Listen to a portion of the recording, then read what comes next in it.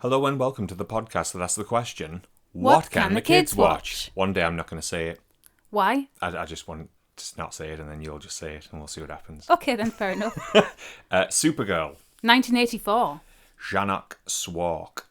Or Jeannot Swark. He's French. Well, I'm glad you said that because there's no way that I would have been able to. Jeannot Swark. But Yeah. he's one of my favourite, he's actually one of my favourite directors. Why, what else has he done? So he's done episodes of The Night Gallery. He's done one of my favourite Columbo episodes. He did Santa Claus the movie. Really? Which I fucking love. And this Jaws keeps coming up. He didn't do Jaws, but he did do Jaws 2. And as I've already said in this podcast, I'm sure I must have done, I think Jaws 2 is almost as good as Jaws 1.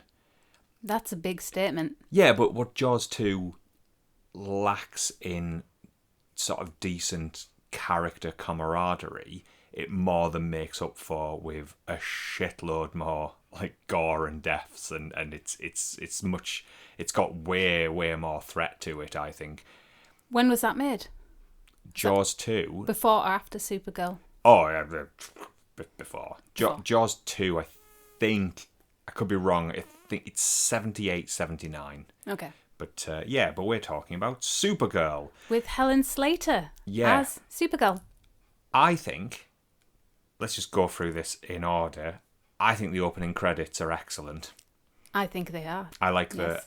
the smoky purples and pinks and blues, and I like the way the font flies at the screen in a very 3D practical manner. Like, that looks like it's been written and it looks like it's been produced and lit, and it has a sparkle to it as it's coming towards us, and it all looks like the camera is filming a practical effect, which is Yeah.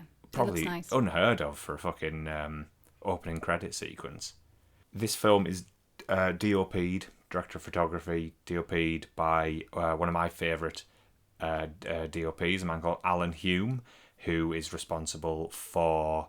He did camera work on some of the earlier Carry On movies, and Right. then he became the DOP on some of the more lush-looking Carry On movies. He did 3 Bond films.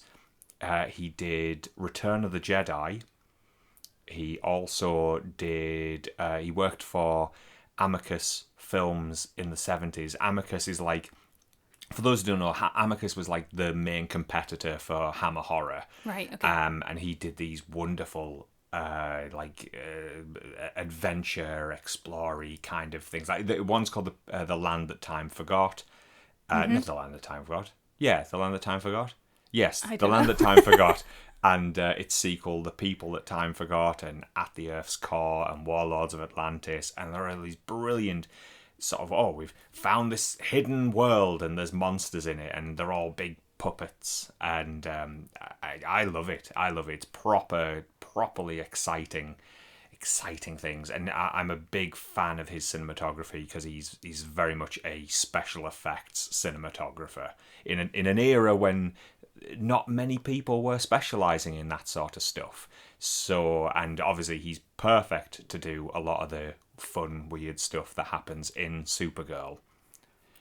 What do you think of Supergirl? It's shit. Oh, no. See, I But- don't... Right. No, I no, don't no. think it's shit. I think it's missing a lot. Yeah, it's. And I thought of it better this time than I ever have done. I will say this, Yeah. but it's There's what it bits is. missing. What it's successful at. Like the cinematography is excellent, and there are moments that's like, oh yeah, that's really fucking good. It's just dragged down by... I don't want to say the script, because it's clearly missing sequences that must have been in the script to have been shot. Yeah. And but it is lacking a fuck ton of explanation of to why anything can be anything. And I genuinely don't think the fucking villain should be a witch. It's so generic. Oh, we've got a female superhero. Whoa, well, they should go up against a female supervillain. What can a female supervillain be? Oh, well, evil women are witches. Let's have a witch. It's like, oh, no, I'm not. You don't see her doing any witchy stuff before she gets... No, but she power. is gonna do witchy stuff because her boyfriend Nigel, played by we should say that Selena the witch is Faye Dunaway, and Nigel is Peter Cook, who's clearly picking up the best fucking payday he's ever fucking had in his career. He's definitely promising because he knows all about magic, so he's teaching her magic. But it's just so random. Like, if I would have thought it'd be better if she was some kind of TV witchy personality, a bit like Mystic Meg, but is just a complete fraud. And then this thing comes down and... Well, I guess, isn't it... Oh, we should say what this thing is. Yeah. So, it starts in the city of Argo, which is not fucking explained at all what that is. I know what it is, because I know the comics, but no explanation given, and it's a bunch of Kryptonians on there, and SuperGirl's on there, and a pissed as a fart Peter O'Toole, trying desperately to act like he's not pissed. He's like, I'm playing with the what's it called? The Omega Hedron. He's stolen this thing from the council called the Omega Hedron, and it allows him to basically do magic that I guess it's science. It's advanced science, but it comes across as magic. And he's all, I'm making a tree because I know all about Earth. And firstly, everything in that scene, everybody knows too much. They all know what Superman is and what he's doing on Earth, but they're all trapped in this pocket dimension. And it's like, well, how would you know? Superman was sent off when Krypton was destroyed. How do you all know who Superman is? Yeah. You don't even know. They call him Superman on Earth, and you lot seemingly have never been to Earth, even though Peter O'Toole seems to know everything about Earth. It's a fucking mess. So anyway, the I've forgotten its name again. The Omega Hedron gets lost and smashes out of the city, and then Kara, Kara. Yeah, we'll get onto this. Right. So it's I know important. there's too much. Her name is Kara Zor-El. Oh my god! See, as you start to unpick it, the fucking thing has no legs to stand on. So the ball flies off, and she jumps into a ball spaceship and goes after it, and it ends up on Earth. Can we just say that it's important because it kind of sustains the life in Argo, doesn't it? Yeah. Without it, they're fucked. Yeah, so and they're gonna die when it's gone. Oh, right. So and then Mia Farrow and Simon Ward are playing her parents, but they might as well not be fucking in it. That is money wasted having... I mean, Simon Ward probably wasn't that expensive, although he was known. He's in Attenborough's Young Churchill film. He's the young Winston Churchill. Okay. And it's... Mia Farrow, it's like, what a waste of fucking money. And do you know what bugs me the most? I always get Faye Dunaway and Mia Farrow mixed up. This fucking film might be the fucking reason. So anyway. Right. I mean, they're nothing alike. But anyway, so it ends up on Earth, and then she has to follow it, and then she ends up seeing a bunch of girls in like an all-girl boarding school. And she's like, oh, well, that's where I'll hang out. It's like, why? Why does she even need a fucking... To enlist in a boarding school. Yeah, and she knows nothing of Earth, but manages to write down a resume, a reference letter. A reference from her fucking cousin, Clark Kent. And it's like, how do you know any of this? It is not explained how she could possibly know any of this information, but she knows how to write it and file it under his name alphabetically, even though she's never been to Earth and doesn't know stuff. And then the headmaster his surname is Danvers, but that's her fucking surname on Earth. She's Kara Danvers. Yes. So what? But and then she's like, "Oh, my name's Linda Lee." And it's like, that's a crap name for her. Why call yourself Linda? Kara is a fucking name. Just say Kara. Yeah, it's not like she's not having a secret identity here. But why even bother having the secret identity? And then she turns up on Earth in her SuperGirl suit, fucking full SuperGirl costume, which changes during her time to Earth. And the thing where she's a cardboard cutout. Yeah. When she first comes out of the water, it's a cardboard cutout being dragged out of the water. Now you say that, possibly in reverse, actually. The first flight looks amazing. Yeah, when she's flying around and the shot is muddied with like tree foliage. Yeah. And she's spinning around and it's balletic and it's beautiful, and the music, the fucking score on this film is incredible. That is one of the successes. But the way it is shot is beautiful, and it's got a feminine quality to it to make sure that it's like, yes, this is Supergirl, not Superman. Yeah. And that is sensational. But as it goes on, it just gets weirder and weirder and weirder. And it's quite a thing with DC Comics, I think, that the villains usually hang out in abandoned amusement park. Oh, well, but abandoned parks. insert name of thing that used to have people in, like abandoned warehouse, abandoned amusement park, abandoned ice cream factory, like Mr. Freeze in Batman and Robin. Can I just say that I thought it was really cool how Selena, the bad guy, was hanging out in a ghost train. Yes, her ghost train lair, because it That's is quite amazing. cool. Yeah, but the production design, I think, is excellent in this film. Yeah. Although you weren't a big fan of the inside of Argo City, were you? It was just bland. Yeah, but they're a bunch of bland arseholes. It was just lacking That's in all the colour. other thing as well. When they've lost the Omega Hedron, and then everyone's like, oh, what are we going to do next? And then Peter O'Toole's like, well, I have to be sent to the Phantom Zone then. And it's like, no one else is saying that, you cunt. You could absolutely have just gone, I'll go and get it back. Bye. I need... No, I'll sort this out. He's the only one. It's like he actually wants to go to the Phantom Zone, and he's actually tried to come up with this elaborate thing where he's like, oh, I've done a bad thing, I have to go to the Phantom Zone. It's because he just wants to get pissed there, which On we the do squirt- find is out. it squirt? Squirt. We find out later he is just smashed off his tits, and it's like, you just want to fucking go somewhere where you can get pissed, and these fucking puritanical like knobheads aren't going to let you get shit-faced. Yeah. And You'd expect like a trial at least. Yeah, Or but getting that's- told off by... That's what this fucking film is ultimately about. Yeah. It's about a man who wants to go and get pissed somewhere. It's also about a woman who wants to get laid with a fella much younger than her.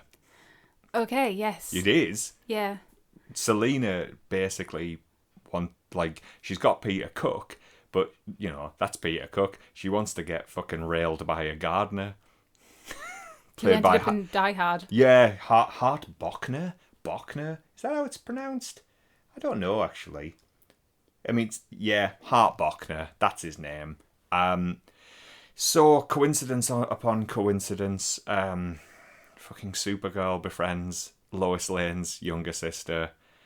She's in the all-girl school, and then Jimmy Olsen... Ends up her roommate. Yeah, a roommate, and then Jimmy Olsen's visiting from Metropolis, which is still Mark McClure from the Christopher Reeve Superman movies. Yeah. He's also in Back to the Future. Oh God, it's tiring. I'm going off my notes. Let's have a look. What else? The other thing where you hear a story on the radio where it goes, Superman's gone to another planet for some peace treaty. And say, all right, okay, so that's why Christopher Reeve isn't in this, because he didn't want to he was going to do it. He even recommended Jeannot Swalk for the job. Yeah. Got him the job, and then was like, do you know what? I don't want to be in this. It's like, fuck you, Chris. Jesus Christ. First flight, great until back projection. When it becomes back projection, the we're saying all the lovely ballet stuff, and then it becomes back projection, and that's not as good. Yeah. It looks a bit janky. She's almost raped. No. Yes. She's not almost. She just basically they're going to rape her.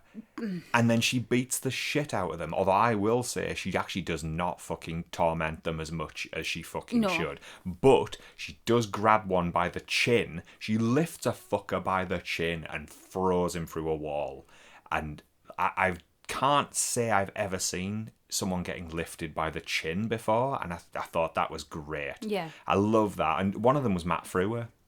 Who is... do you remember Max Headroom? Yes. Yeah. Oh, and he's the asshole neighbour dad in Honey, I Shrunk the Kids. Can't remember that. I know I've seen it. He's in Watchmen as well. Who's in Watchmen? He's a shitty supervillain who has a sort of a magic thing, and he's killed, but it's a frame up. Right. Okay. You obviously don't remember that. In the 90s, when they were making cartoons of Jim Carrey films, I think he was the voice of Lloyd in the Dumb and Dumber cartoon. And, unfortunately, they gave the Pink Panther a fucking voice in the 90s cartoons, and he was the voice of the Pink Panther. That's Wow. That's Matt Frewer. Okay. I quite like him, actually. He's the trash man in the 90s version of Stephen King's The Stand. I don't like that film. But it's a mini-series. But Well, you don't like it? yeah. Why? I don't like it. Just grim. Shit ending. Too grim. Shit Okay. ending, yeah. Hand of God comes in, it's just a bit crap. It's like, really? Yeah. Bullshit. They made one in 2020 that I thought was a lot better. And the Is that a mini-series or was that a film? no, that's a miniseries as well. I think that's about 8 or 9 episodes. And his character is played by Ezra Miller. And but he's a cackling lunatic wandering around in his underwear and he's covered in his own shit. And I don't think he knew he was being filmed. I think they just rolled cameras. They just went, just go film Ezra Miller, and I promise you he'll do exactly what you want. And they turned up, and he's half naked, well, mostly naked, covered in shit, and they were like, it's perfect, don't change a thing, Ezra. Wasn't Supergirl in The Flash? Yeah, the one with Ezra Miller, there is a Supergirl in The Flash. That film is also a fucking mess and does Michael Keaton's Batman dirty. It's a good Supergirl, though. Okay. The Supergirl in that is really good. Yeah. But, nothing. Is it like a multiverse thing? Yeah, it's too much. Oh, Helen Slater's in it, though, as she? her Supergirl, because there's a series of multiverse things, and you see her with Christopher Reeve Superman. But but it looks shite. Oh. It's garbage. We should mention, I didn't mention it, we're going to do like we do with Master of the Universe. We're going to stop at one point, and then we're going to talk about the new Supergirl. Oh, with Millie Alcock. Yeah. Which is exciting. So, beats up rapists. I did like that part. I've wrote beat up rapists. Great score. Jerry Goldsmith's score is incredible. It's like, as much as this film bugs me, I'm glad it exists for that score. He was originally going to do the Superman score, but he was too busy. Yeah. So I guess we would have got that theme for Superman. Which I fucking love it. Linda Lee, not Cara Danvers. Lois Lane's sister is reading an Incredible Hulk comic at one point. Oh, is she? Yes. Ooh, what are the songs? The songs by Howard Jones. Yes. There's 2 Howard Jones songs in this, because obviously he was very popular around this time, and it feels like this film was shot in Britain. I think it was. Yeah. I think it was shot at Pinewood. Yeah, it was, yeah. So, Howard Jones songs, and to be fair, like, I fucking love Howard Jones. I big fan of Howard Jones, so I that is something I'm always happy when I'm like, oh, it's Howard Jones, and then it's like a few scenes later, there's another fucking Howard Jones song in this. Is there an extended version? Yeah, there is. There's many versions of this film. There's lots of different edits, and what we've got is the one that's mostly the theatrical. Theatrical, depending on what country you were in. But this is the most widely accepted version. But there is a better version, a longer version, that unfortunately doesn't exist in a form that can be upscaled. So it's not in very high quality. Right. DVD quality is the best you can have of the longer cut. But we don't have it in this country for some reason. There's so much missing. I know. And it's really distracting, and you just think, did I fall asleep? What have I missed? I blinked and Yeah. Selena lives in her haunted house with her ghost her ghost train with her horny as fuck sister, Bianca. I recognised her. Brenda Vaccaro. She was in a Columbo that we watched. Oh, right, okay. I can track a lot of folk back to Columbo. Yes, and directors. Yeah, that's true. Actors and directors. God, I love Columbo. I got in trouble. Why? I got in trouble when I was in sixth form because I was loudly talking about how sexy Helen Slater was as Supergirl. Many years ago. Right. Yes. Okay. It's true, though. Well, Do you know what? I think she is a good-looking Supergirl. Yeah. And yeah, She's it's just a shame that she hasn't had She has been in things. like an excellent career. She hasn't had. She had an okay career. She keeps popping up in Superman and girl related media because she was in Smallville, and she's Kara's Adoptive mother in the Supergirl one from the one that started in like 2000. It was part of the Arrowverse. Benoit. Yeah. So that one, she's in that, although she wasn't in that actually much. No. We liked that series, didn't we? Yeah, it was good. We were both fans of it. But also we did like to mock some of it. The slow versions of her and her sister. Her and her sister songs. would have heart-to-hearts to music that was slowed down versions of existing songs while they'd eat ice cream. And we were always like, which fucking song's going to get slowed down this fucking week while they're having the fucking ice cream? And she'd always be moaning about Lena Luthor. It was always, I really get on with Lena as Kara, but Lena hates Supergirl. Pass me the ice cream. And then in the background it would just be going, oh, thunderstruck. Anyway. We did enjoy that series, though. We did, yeah. Yeah. The Phantom Zone. The Phantom Zone looks really cool. I loved it, but it doesn't look like the Phantom Zone in other. Well, the problem is she gets put in like the flat crystal thing, like what happens in the Christopher Reeve ones, and the Christopher Reeve ones suggest that is the Phantom Zone. But in this, she's in the crystal and then ends up in this fabulous, desolate wasteland with a pissed-up Peter O'Toole. Yeah. And it's like, well, which is it? Is the diamond the thing that transports you there, or is that the Phantom Zone? Because General Zod and his fuckwits are in the diamond thing for ages, like years, decades. Yeah. So it's like, I don't know. I don't know which is meant to be what, and obviously they don't. The fucking producers. It's the same producers of the fucking Christopher Reeve ones. They just didn't fucking give a shit. Or didn't pay attention. Yeah. Fucking the soul kinds. This was written by David Odell, who'd also wrote Masters of the Universe and The Dark Crystal, which we've also covered. I think those are better scripts than this, but then we, of course, have no idea what the original script was. No.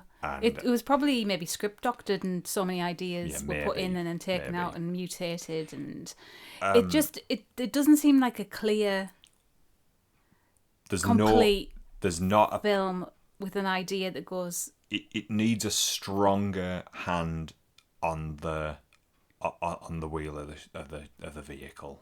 I think that's the problem. I think ultimately it's too many messy ideas, and it just needed someone with some knowledge and authority on it all just to come in and just tidy it all out and just be like, you can't have them do this. If you want to have them do that, you need to change this, and you just there's not much jeopardy, really, in the grand scheme. She doesn't do a lot of saving, but there's a great big invisible monster, which is like Selena's shadow, is what it's kind of said. Mm-hmm. And I like that stuff. And there's a great sort of model set like where miniature, where the landscape's getting destroyed because it's trampling all over things. And you do see the monster at the end, and I think the monster does look really good, but only fleeting. It is fleeting, and it seems out of focus. Oh, it's not that it's out of focus. It's got like a sort of smeared glow on it, as if like it's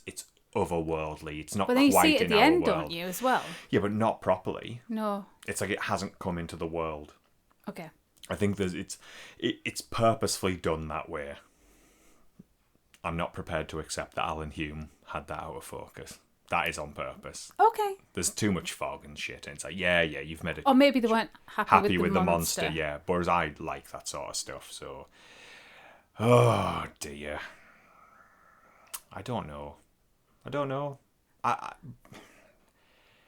Yeah, alright. It's like, okay, so it's love potion. Oh, there is a fucking love potion, yeah. That involves a spider and a nut. The Fifth Doctor, Peter Davison's wife at the time, is in this film. The one that plays Trillian in she's Hitchhikers. Trillian in Hitchhikers. Forgot her name. Georgia Tennant's mum. Yeah, Sandra Dickinson. Yeah. I saw her recently in the remake of The Running Man. Okay. Yeah. She's also Bruce Wayne's secretary in the Robert Pattinson Batman. Supergirl. Right, okay, let's just focus on the positives. She's great. Not so much when she's Linda. Yeah, Helen Slater is really good. Yeah, when Helen Slater is She's Superman. got that innocence that you can believe when she comes to Earth and it's wonderful. Yes, it's like suddenly I can fly. Suddenly I have new clothing. Yeah. Peter O'Toole is pissed, and that's fun. And I like 1980s Peter O'Toole. It's when he stopped giving a fuck. I like him in High Spirits. Yeah, and that's an absolute stop giving a fuck. Yeah. He's very fucking funny in High Spirits, but once again seems drunk. Very drunk. There's a bit where isn't he? But his character's supposed to be drunk as well, so it works. There's a bit in this where he keeps going, you can! And it reminds me, in the late 90s, he did an advert for rugby, and he keeps going, you can, my boy, in that. And I was like, oh, God, it reminds me of that. Do you want to hear a thing about Peter O'Toole, a story? Go on, then. He was at a funeral, a celebrity funeral. I don't remember whose it was. Stephen Fry tells this story. So they were at this funeral, and he was swearing up a storm whilst people were coming in and waiting to sit, and he was really fucking angry about something. And Stephen Fry said, "What's got you upset?" And he goes, because it obviously wasn't the fucking funeral that upset him. And he goes, "Can you believe it? They've offered me this fucking wizard, a fucking wizard role. God. And he goes, and Stephen Fry's like, oh, a wizard? And he goes, yes, the fucking rings, the fucking Lord of the fucking rings, and fucking bullshit. I fucking wizard. I don't want to fucking do that. And then Stephen Fry said, oh, well, actually, I think they've moved on. I heard they were casting Ian McKellen. And he goes, and he'll be fucking marvellous at it, darling. Fucking marvellous. Peter O'Toole as Gandalf. Well, he is supposed to be high as a kite sometimes, isn't he, in Lord of the Rings? That's true, yeah. But it's when he's still the grey, he's a doper. Yeah. It's when he becomes white that he'd have to fucking proper sober up. Yeah. I thought you were going to say he was going to be Dumbledore. No, I mean maybe he was. You know what? It wouldn't surprise me if he'd been offered that as well. Do you know what? He maybe was never offered fucking Gandalf. Maybe he was confused and he'd actually been offered Dumbledore. But he didn't know what Harry Potter was, but he would have known what Lord of the Rings was. Yeah. Who knows? Pissed and shouting and swearing at someone's funeral. Oh, Peter. But yeah, I like a 1980s Peter O'Toole. There's something about his appearance in the 80s that's like, I love that drunken disheveledness he had then. I like Peter O'Toole. It's sad that he's slumming it in Supergirl. But then, it's fucking Faye Dunaway is slumming it in this fucking film. Yeah, it is surprising, the cast. Yeah. Given the script. Yeah, but once again, they could have signed on when maybe the script was better. Mm-hmm. But then, it's weird at the time that Superman got Marlon Brando and Gene Hackman. Yeah. So, those producers, the Salkinds, they were able to get big names. They produced these 2 Musketeer movies as well in the 70s. And they're fucking littered with an incredible cast. Fucking Charlton Heston is Cardinal Richelieu in those films. Which I just... Wow. Yeah. I think that's stunning. Stunning work that to have Heston play a villain like that. Great. Anyway, moving on. It's still relevant. Still the same producers. So, Supergirl, 1984. Would you recommend it for children? Yeah, I would, because it is fun. The kids liked it. The kids do like it. I'm not sure yet what they're going to think of this new one, but the kids actually do like this film, and this is actually the second time they've seen it. Yeah. I showed them maybe last year or the year before, and yeah, there's like I said, there's so many good things in it. It's just a shame that there's way more stuff that's just tedious and just really drags it down for me. I think it's the confusion. Yeah, I think it visually it looks really good. Yes. But it just doesn't make any sense. No. Some of it. And the cliche of love potions and love triangles is a bit... Yeah. Hopefully there won't be any of that in this new one. Yeah, I mean, I will say at this point in time, some of the reviews have not been favourable about this new version. So we might just end up with 2 bad Supergirl movies. Which is a shame. Yeah, it is a shame. Because we named our dog Kara, didn't we? We named our dog Kara, yeah. But also, it's... she's had a much better life in television. Yeah. She was good. The one they had in Smallville, that series, she was a very well thought of Supergirl. And then the Melissa Benoist Supergirl is great. I think she was wonderful. So, yeah, okay.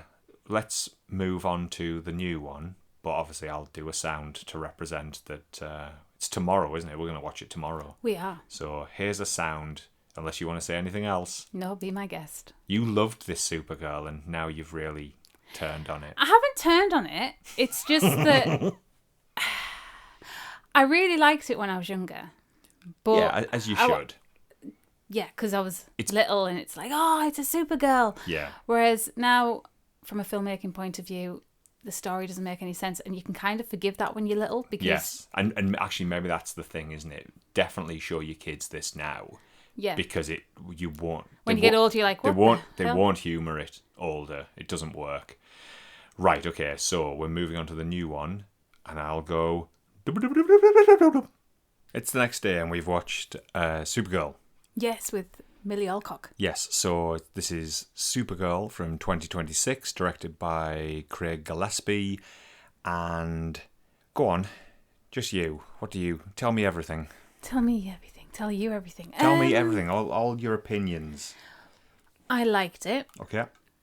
I acknowledge there were some nods to previous incarnations of Supergirl. Okay. We're doing with water and... soft versions of rock songs. Or certainly, I don't know if it's a rock song, but certainly a softer version. Indie song. Yeah, certainly a softer One of my version. favourite songs. It's my ringtone on your phone, isn't it? It is. Yeah. Whenever you ring me, it is that song. We Yes. won't say what it is. No, but it did smack of the TV Supergirl having her ice cream. Yes, it did. But it was good. And the boy turned good. around and said, I really like that song. I didn't realise he'd recognised it. Yeah, so... No, I really enjoyed it. He thinks of you when he thinks of that song. Does he? Well, he must do, Oh, because that's nice. they know when you ring, that's the one. So, yeah, I enjoyed it. There was definitely more jeopardy than the 1984 version. There was no love interest. No. And it was like girls battling boys, almost. Almost. Almost. It's largely a film about sex trafficking. Yeah. And Jason Momoa's in it. I mean, the two aren't mutually exclusive. No, I'm just saying. As far as I'm aware, Jason Momoa is full on, but a nice man. Yeah, good guy, bad guy. Or as Lobo, Lobo is generally... Is he a good guy or bad guy? He's just in it for the money. Yeah, he's a bad guy. He's a bad guy that's likeable. Yeah. Although I didn't actually think he was that likeable in this film. Go on, what else? I liked the stunts. I liked the action. There was a lot of good practical aliens. There's a Yeah. scene where she's on a bus and all the fucking I think that was weird... one of my favourite parts. All the weird ass aliens on the Yeah. bus, yeah. I enjoyed that. Lots of fun designs. And a bit of peril.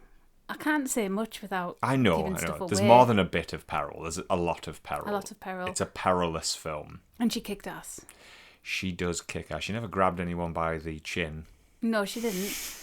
But she did some pretty good stunts. And so I really liked Millie Alcock in it. She absolutely fucking obliterated people, to be fair. Yeah, I think Millie Alcock is excellent. But I've always had that opinion of her anyway. Like House of the Dragon, and then in fact, do you know what? She's so good in House of the Dragons that when they do the time jump and it's the other people coming on to play those characters, I was genuinely disappointed because I was Really? I really fucking enjoyed Millie Alcock and the other lass. I'm sorry to see them go. What was the show you saw in with Tim Minchin? Upright. Upright. She was really good in that as well. Yeah. That's actually set in Australia, isn't it? It is. Because she herself is Australian. Yes. Yes. I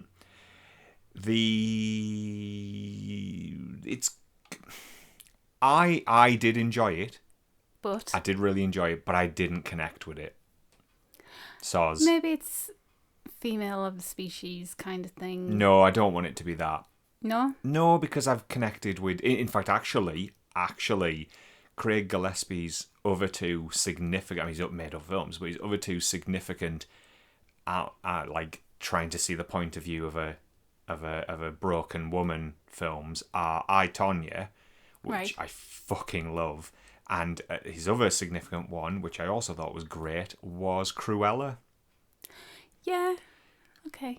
And Supergirl isn't usually depicted as such a train wreck, but this it goes one, into the PTSD of her past, really, and she's an absolute losing everyone. She's a wreck of I was going to say human being, but she's a wreck of a Kryptonian. Although she's technically not a Kryptonian because she wasn't born on Krypton. Yes. Argonian. Yeah, fair dues, yeah. Sometimes that's how it's done, sometimes it's not. But the specific comic they were going off, I guess that is what happened in that comic. When Argo's depicted on screen... yes. It does seem bland again. But you've got the trees which have these, lovely red leaves and things. But it seems to be the colour palette of Argo City is boring. Just boring. Yeah, and fine. Bland. Well, maybe that's how it is. Yeah, okay. It's like Doctor Who. That Gallifrey's supposed to be a pretty fucking dull, bureaucratical place. Yeah. There was a lot that I liked about it, especially her, and I think a lot of the other cast is very good. I genuinely don't think you need Jason Momoa's Lobo, and I think there was some kind of gaps in logic where that character and I don't want to try and tar it with the brush of the 1984 version, but there was scenes involving him where it felt like there was scenes missing. Right. And it's not a very long film, this. It's no. It's only an hour and 47 minutes, and like 7 minutes of that will be end credits. So an hour and 40, there probably was connective material to get us to places, but sometimes it just felt like he was there because the story needed him to be there, rather than giving us a good reason for why he'd end up there. That is what I thought anyway, but I also think so when we watched Minecraft last year, the genius that film did was it cast Jason Momoa as a has-been, and a guy who thinks he's incredibly cool, but is just a fuckwit. And I was like, that's brilliant, because Jason Momoa has uncool dad vibes to me. Okay. Like a man who thinks he's dead fucking cool and amazing and funny, but he's just not. And this film, he has exactly the same vibe, but this film wants you to think he's awesome.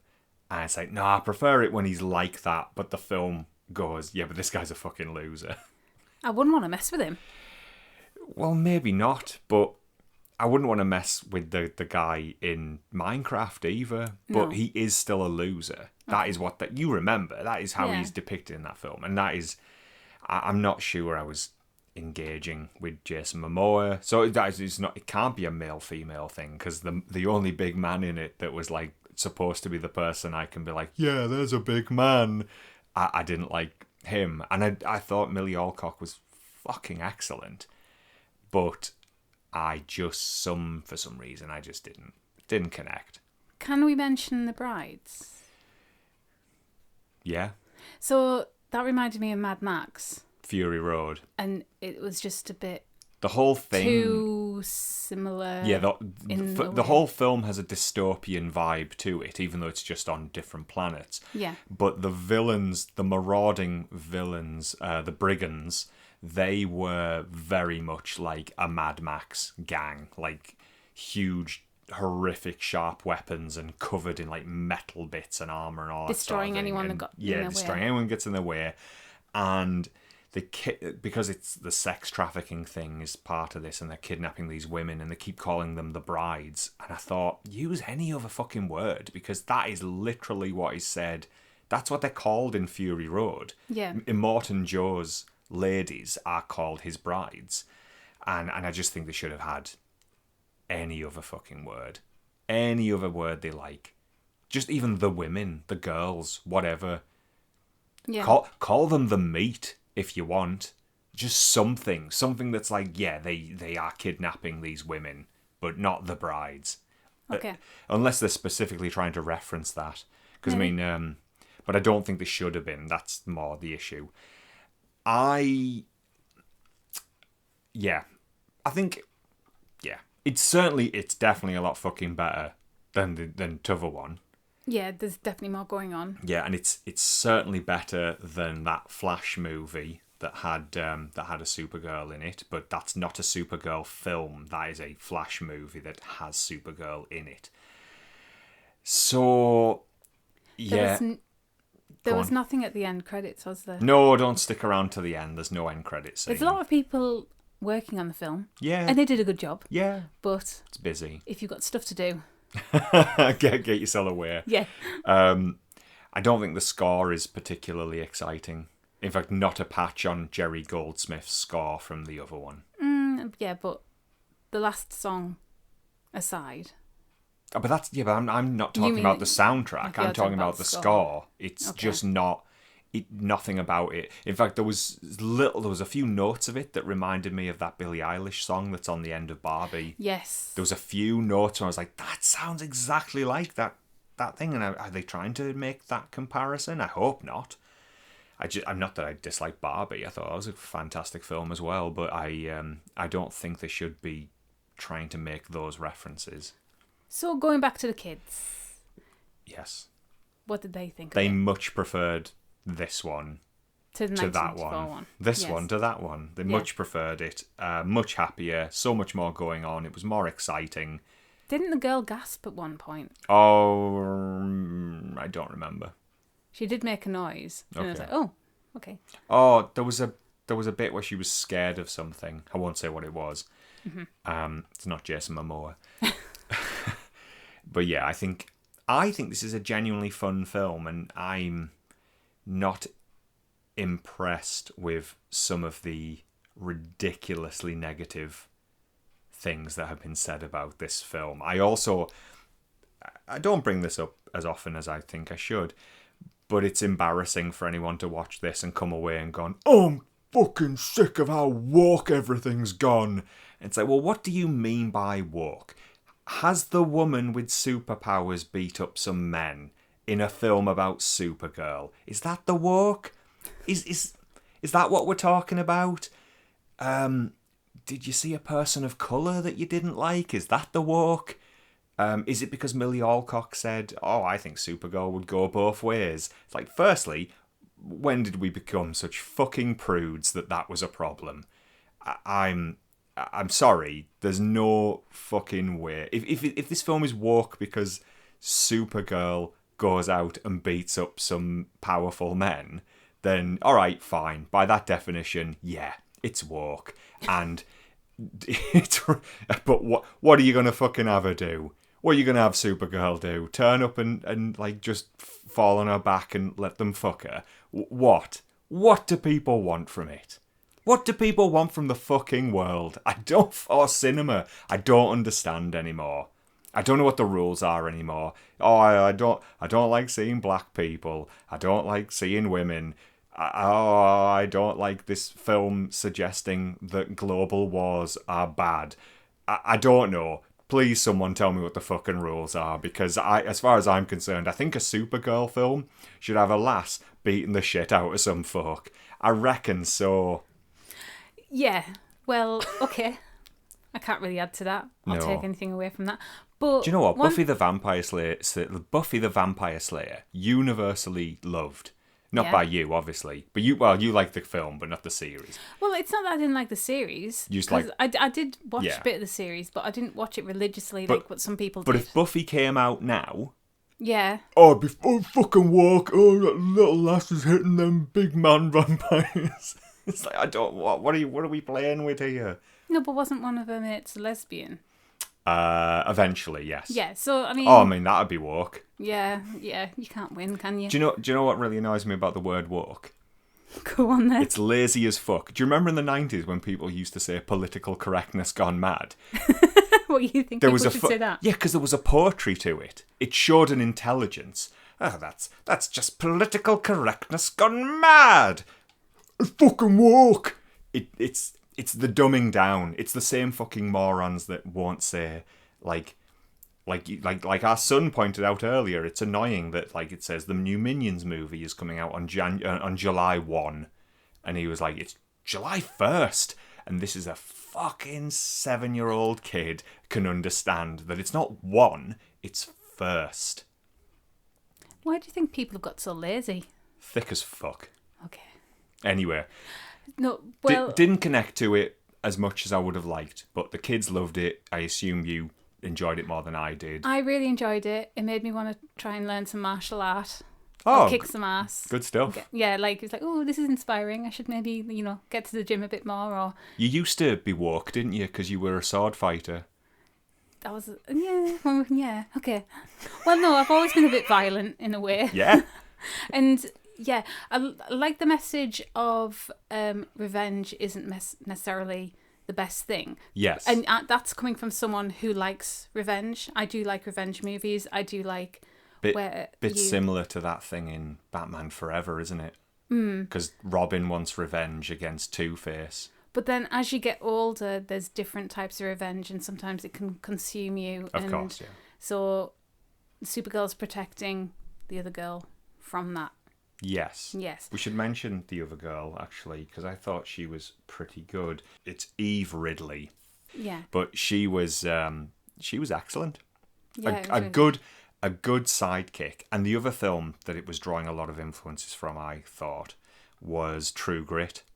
Right, yeah. Because that's the young lass's family is murdered, and then she has to go hire a bounty hunter to seek revenge or bring this man to justice.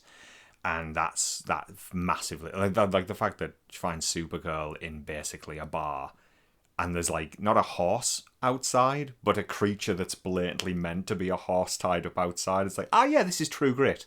Yeah. Interesting. Yeah, I much prefer comparisons to True Grit than Mad Max Fury Road, which is not to say that's not me saying I dislike Fury Road, because I fucking love all the Mad Max films. But I just would have preferred more True Grit leanings. I think it's harder now for filmmakers to show us anything brand new. Of course, yes. And they're going to borrow from different things. Of course, yes. I think with Supergirl, I mean, you had so many Superman films. You've had a Supergirl film a long time ago. You've had the series. You've had a Turn Up. As I said, she's had better look in television than in cinema. But I feel that I was happy with it. Good. And I think the actress, Millie, did brilliantly. Yeah. And, yeah, I don't think it deserves all the hate that it's getting. Correct. So. Crypto's good. I love Crypto. Yeah. Yes. Yeah, it's a great film, but I preferred... I got more out of Superman, last year's Superman, with David Corenswet than I did with this year's Supergirl. But... kids enjoyed it. Once this franchise gets a few more films under its belt and I decide to do like a watch through of them, I may feel completely differently about it. Yeah. But as it stands, first viewing didn't connect as much as I wanted to, but I did enjoy it. Fair enough. Okay. We leaving it there? I think we should. So. Lovely. Right. Thank you for listening, and we'll speak to you soon. This is just a bonus episode. So you'll get your regular episode on Friday. Yeah. I'm not sure what it is yet. I think it's going to be Night of the Comet. Spoilers. Okay. I won't say anything more. Well, I've said enough. Right. Bye. Bye.